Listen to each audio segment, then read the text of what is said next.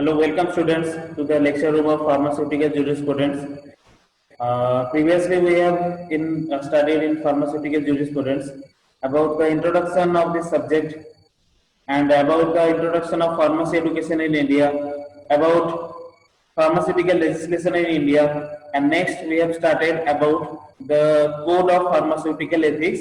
That is, in short form, it is known as COPE. That is Code of Pharmaceutical Ethics. So, Code of Pharmaceutical Ethics, let us learn how to deal with the legal problems of pharmaceutical field and to maintain the ethics in our profession.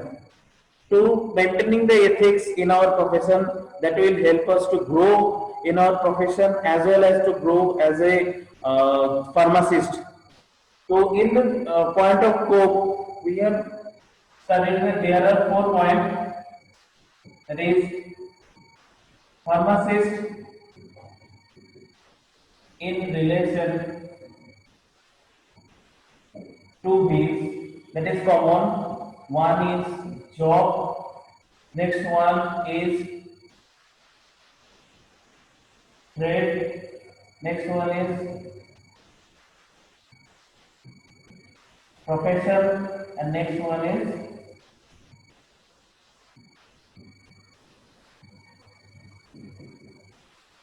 so there are 4 points of scope, that is pharmacist in relation to his job, pharmacist in relation to his trade, pharmacist in relation to his profession, and pharmacist in relation to his medical profession. So the pharmacy, that the scope is learned as by PCI, or that is framed by PCI, Pharmacy Council of India, जो इस complete code of pharmaceutical ethics को एक rule के तौर पे pharmacist को follow करने के लिए एंगेज करता है या इनकरेज करता है। तो उसके लिए 4 पॉइंट है जिसके थ्रू से जॉब के तरफ हमारा क्या रेस्पॉन्सिबिलिटी है या जो भी एथिकल है, दैट इज एथिक्स का डेफिनेशन हमने लास्ट क्लास में बताया था।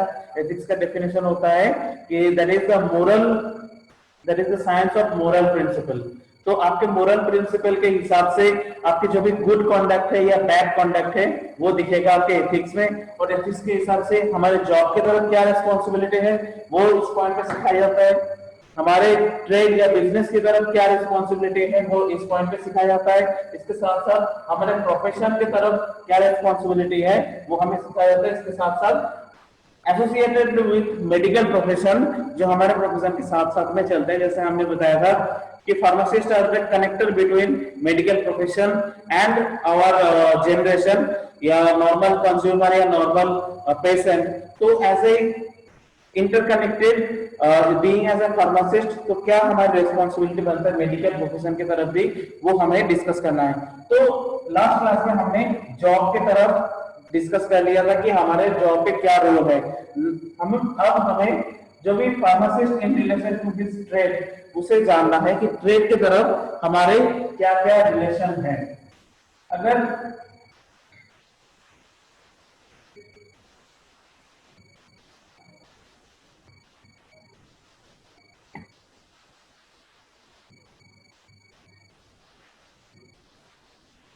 अगर हम बताना चाहते हैं कि हमारे जो भी रेस्पॉन्सिबिलिटी है वो ट्रेड की तरफ क्या है, तो सबसे पहले हमें समझना पड़ेगा what is trade. So trade is a term generally utilized और useful for expressing the some term, that is exchanging goods और buying some products, selling some products in terms of goods और सर्विस। तो हम trade किस चीज के कर सकते हैं? आइदर कर सकते हैं सामान का, नहीं तो कोई सर्विस का। तो ये सामान या सर्विस जब आप कभी खरीदते हैं या बेचते हैं या एक्सचेंज करते हैं, इन तीनों चीजों को एक साथ बोला जाता है ट्रेड। और इसी ट्रेड प्रैक्टिस के हिसाब से हमारे फार्मेसी प्रोफेशन में as a being as a pharmacist हमारे क्या रोल है या हमारे क्या भी एथिक्स है वो हमें देखना है। तो सबसे पहले ट्रेड में जो एथिक्स का पॉइंट आता है दैट इज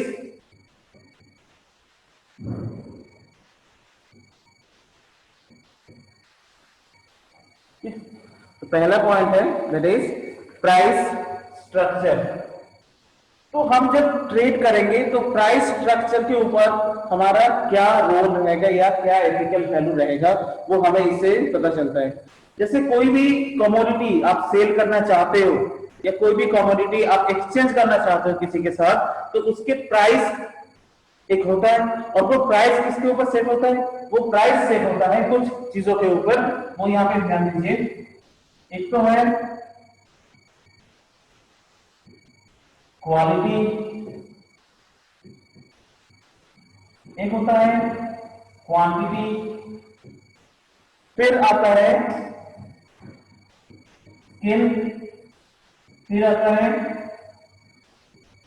लेबर, और नेक्स्ट आता है प्रॉफिट। तो कोई भी चीज का जब प्राइस रखा जाता है तो इस चीजों का ध्यान में रखा जाता है कि उस प्रोडक्ट की क्वालिटी कैसा है। अगर गुड क्वालिटी प्रोडक्ट है तो जाहिर सी बात है कि उस प्रोडक्ट का प्राइस भी अच्छा होगा। इसके साथ साथ obviously quantity, lower quantity product का प्राइस कम होता है, हायर क्वांटिटी प्रोडक्ट का प्राइस ज्यादा होता है। इसके अलावा स्किल, वो प्रोडक्ट बनाने में कितना स्किल लगा है या किस टाइप का स्किल लगा हुआ है, या वो स्किल दैट इज ज्यादा था या हार्ड था या नॉर्मल सॉफ्ट स्किल से बन गया, तो उसके ऊपर डिपेंड होके प्रोडक्ट का प्राइस बनता है। इसके अलावा भी किस टाइप का लेबर, कितनी क्वालिफाइड लेबर लगा है या वो लेबर कितने टाइम तक काम किया है वो प्रोडक्ट बनाने के लिए, उसके ऊपर डिपेंड होता है। और इसके साथ साथ प्रॉफिट, ऐसा नहीं कि सारी चीज को ध्यान में रखते हुए हम प्रॉफिट को भूल जाए।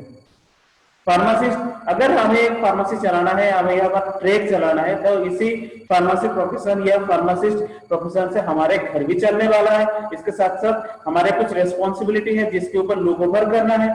तो ये सारी चीजें ध्यान में रखते हुए हमारे प्रॉफिट को भी ध्यान में रखना है। तो ये सारी चीजें के ऊपर मिलके कोई भी प्रोडक्ट या कमोडिटी या फार्मास्यूटिकल्स का प्राइस स्ट्रक्चर बनता है, और इस प्राइस स्ट्रक्चर के ऊपर जो भी एथिकल वैल्यू है वो इन चीजों के ऊपर डिपेंडेंट है। तो कोड ऑफ फार्मास्यूटिकल एथिक्स जो हमें नेक्स्ट सेकंड कोड के ऊपर बढ़ा था, that is pharmacist in relation to his trade. तो ये ट्रेड के ऊपर उनका क्या क्या कंट्रोल है या एथिकल वैल्यू है। सबसे पहला एथिकल वैल्यू है प्राइस स्ट्रक्चर, और ये प्राइस स्ट्रक्चर बनाने के लिए ये भी प्राइस स्ट्रक्चर अगर आपको कंट्रोल करना है तो उसके ऊपर ये चीजों के ऊपर ध्यान देना है कि आपको प्रोडक्ट की क्वालिटी सही हो, आपको प्रोडक्ट की क्वांटिटी एक्यूरेट हो, स्किल लेबर चाहिए होता है, इसके साथ साथ आपके प्रॉफिट भी इस प्रोडक्ट में होना चाहिए। तो नेक्स्ट जो पॉइंट अभी इस ट्रेड के ऊपर देता है, that is point 2,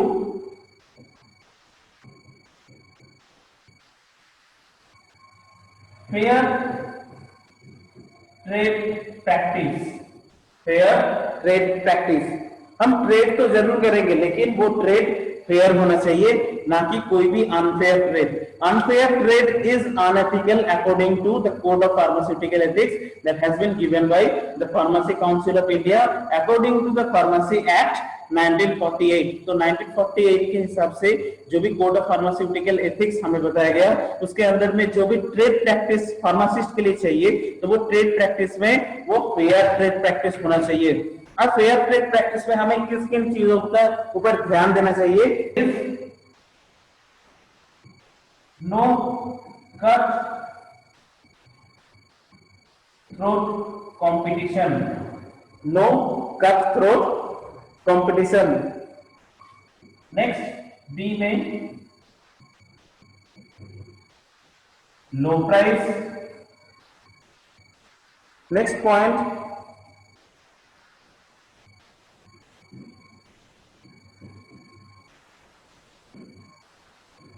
other pharmacy.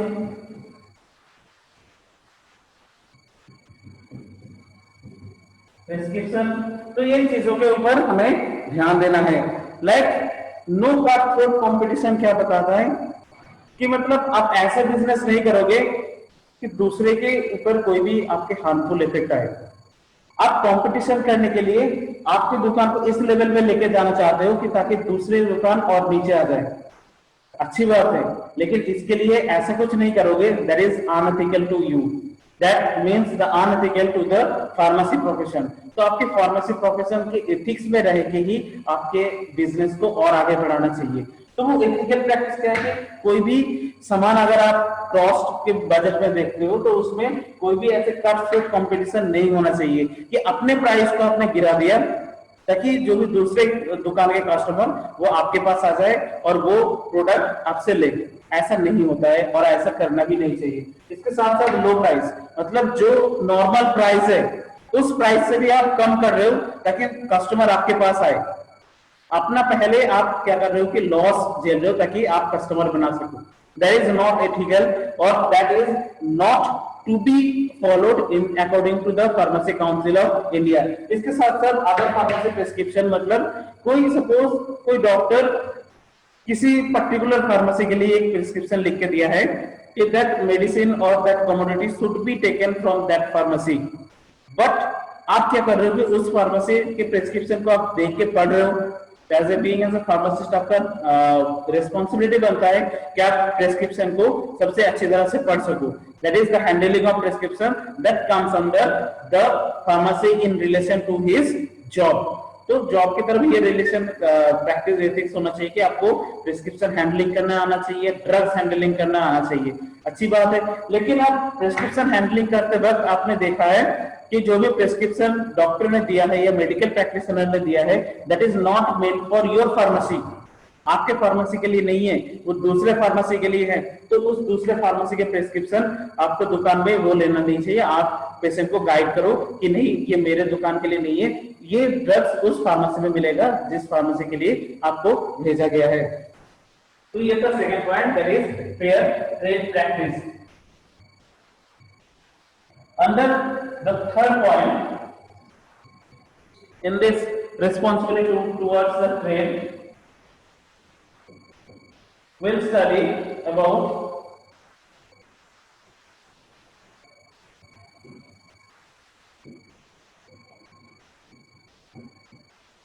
purchase of drugs. So if we are trying to sell something commodity or as a pharmaceutical medicine या pharmaceutical products, तो सबसे पहले हमें वो प्रोडक्ट खरीदना पड़ेगा, हमारे फार्मेसी में रखना पड़ेगा, तभी जाके वो प्रोडक्ट किसी भी तरह से वो सेल हो सकता है। तो ये प्रोडक्ट परचेज के टाइम पे भी हमें ये ध्यान रखना है कि किसी भी तरह से हम ये प्रोडक्ट नहीं करेंगे, that is spurious and that is substandard, that is spurious and that is substandard. Spurious means that is fake और imitation। कोई भी ड्रग्स जो दिखता जैसे ओरिजिनल के तरह, जैसे फर्स्ट कॉपी कहा जाता है कोई भी चीज का, तो ऐसे कॉपी कट ड्रग्स हमें नहीं रखना है। स्पूरियस ड्रग जिसे बोलते हैं उसे नहीं रखना है। जो ओरिजिनल प्रोडक्ट्स हैं या ओरिजिनल ड्रग्स है that has been manufactured, sell and distributed by the reputed and known company, तो उसे ही हमें रखना है। कोई भी स्पूरियस ड्रग्स हमारे यहाँ पे नहीं रखना है। इसके साथ साथ जो भी सबस्टैंडर्ड ड्रग है, सबस्टैंडर्ड मतलब जिस ड्रग्स का स्टैंडर्ड नॉर्मल से कम है, ऐसे टाइप का ड्रग भी हमें नहीं रखना है। तो that is the ethics that should be followed in trade. Under the fourth point we have to follow, there are some ethics related to hawking of drugs. Hawking of drugs, we are pharmacist not hawkers.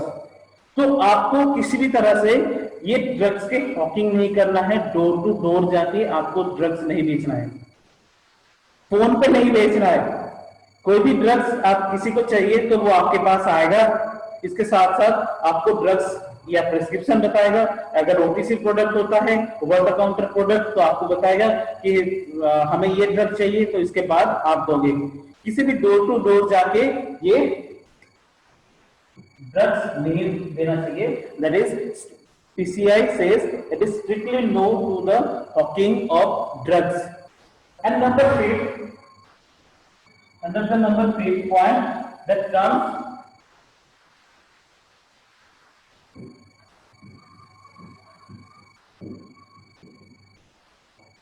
advertising or display. So there are lots of rules and regulation regarding to the advertising and display. That is, आप advertising और display किस किस drugs का कर सकते हो and कुछ advertising and display of drugs और commodity under the pharmaceutical act और pharmacy act that is banned और स्ट्रिक्टली अनएथिकल। तो जैसे एडवर्टाइजिंग आप किसी भी ड्रग्स का डायरेक्टली नहीं कर सकते हो, you're pharmacist not the manufacturer. तो अगर किसी भी टाइप का एडवर्टाइजिंग करना है तो वो मैन्युफैक्चर करेगा through its proper channel, but being as a pharmacist you can not advertise और the improper display of any drug. Some terms are there that has been completely banned for the advertising, that has been like cure. आप किसी भी drug का cure नहीं बता सकते हो, आप कभी नहीं होते हो कि आप क्योर बताओ कि ये ड्रग कंप्लीटली क्योर करता है। Next point is guarantee. आप किसी भी ड्रग्स का गारंटी नहीं ले सकते हो कि ये ड्रग इस टाइप के क्योर करेगा, या ये मेरी गारंटी है कि आप ये ड्रग लेके जाओ और ये 100% गारंटीड ड्रग है। इसके साथ साथ ऐसा कोई भी एडवर्टाइजिंग या डिस्प्ले पे इंफॉर्मेशन नहीं होना चाहिए that should the mislead the patient. ऐसे कोई भी एडवर्टाइजिंग या डिस्प्ले नहीं होना चाहिए दैट मिसलीड और मिसलीडिंग द कस्टमर और patient towards another side that is not has been under the scope of this drug. Drugs में ऐसा कोई भी मैजिकल पावर नहीं है जैसा जिसके हिसाब से आप बताओ। जैसे बड़ा चढ़ा के आप बोलते हो ना कि ये ले जाओ, ये बहुत बढ़िया है, आज के आज ले जाओगे कल ठीक हो जाओगे, ऐसी आप बातें आपको नहीं करना चाहिए। That is not ethical according to the pharmacy council of India. अब ये भी मैं नहीं बोल रहा हूँ कि ऐसा बिल्कुल भी नहीं होता है, ऐसा होता है, बहुत जगह पे होता है, बहुत लोग करते हैं, but that is not ethical. If that has been caught by Pharmacy Council of India, there must be some rule that must be imposed on his or her, and they must be suffer through this problem. And another problem that should not be there, that is warning. Any kind of warning that not be meant to be displayed or advertised during this promotion. Another is this sexuality and vulgarity. Any kind of thing that has been imposed by very sexuality as well as to this vulgarity that also has been imposed, that the advertise or display that should not be like this. तो आपको ये सारी चीज या ethical चीज के ऊपर ध्यान रखना है when you are writing or when you are understanding the code of pharmaceutical ethics towards the relation of pharmacy in to its trade. तो ट्रेड के ऊपर क्या क्या एथिकल वैल्यू है? सबसे पहला पॉइंट हमने देखा that is price structure.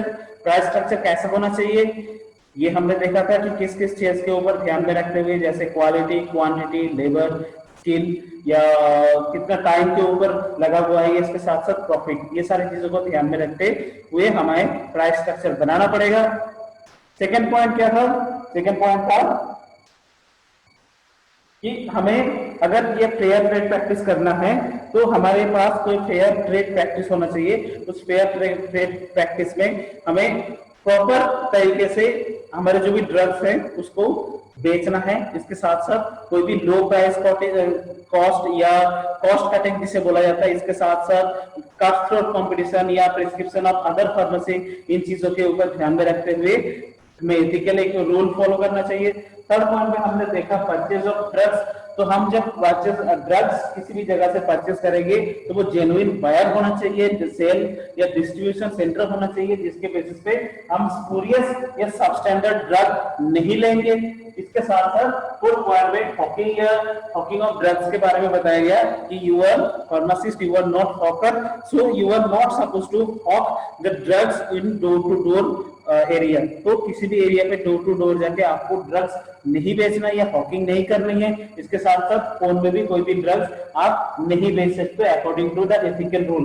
And fifth point है बेटा ये क्या, एडवर्टाइजिंग और डिस्प्ले।